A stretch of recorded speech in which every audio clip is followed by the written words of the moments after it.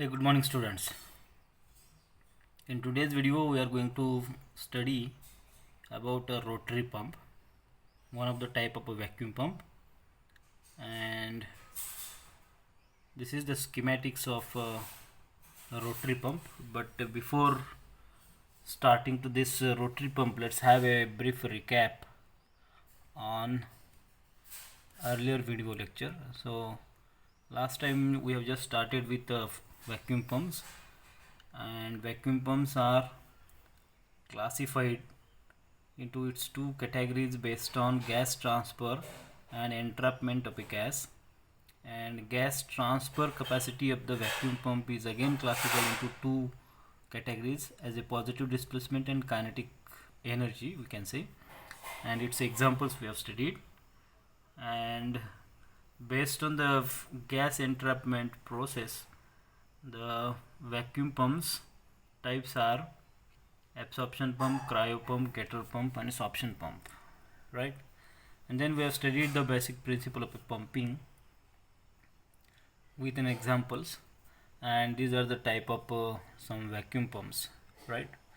So this is all about some basic and prerequisites of vacuum pump. Now let us go ahead for the rotary pump. First type of a vacuum pump that we are going to study now, and this is the diagram for the rotary pump, which has exhaust, outlet, inlet, right, and it has a rotor and stator, right. Stator is a stable, whereas rotor is a movable, right. And here you can see here it has a exhaust valve, right. This middle one, it's a spring is at middle, and at the ends we are having a blades, and this is a pump oil and oil reservoir, right.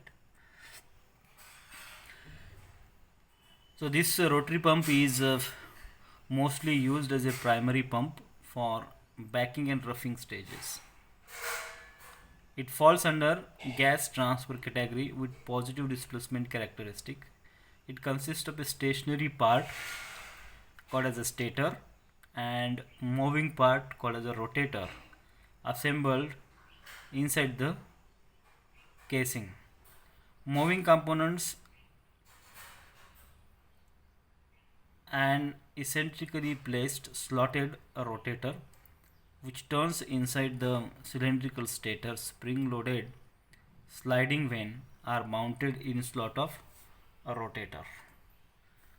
So this rotator is driven by an electrical motor, so it needs an external supply at a constant speed due to spring action. The rotator sliding vane are in continuous contact with the stator valve during the rotation.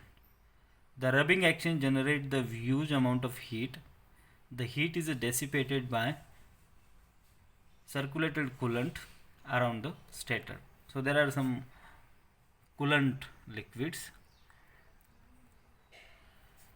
Gas ballast is an arrangement in which a metered amount of non-condensable gas is admitted at high pressure side.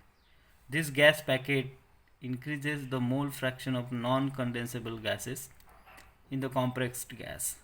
This decreases the partial pressure of condensable gas, and as a result the water vapor at that temperature doesn't condense. By using the rotary pump we can achieve the pressure of up to 10 to the power minus 3 torrs. This is an important statement. So you should know the range of how much amount of a pressure we can achieve using the rotary pump.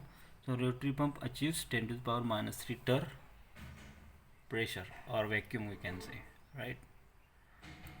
Now let's have a brief look on the characteristics of a rotary pump, and the characteristic graph is shown here, right.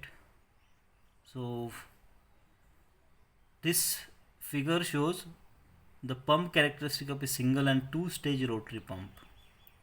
The red and black lines corresponds to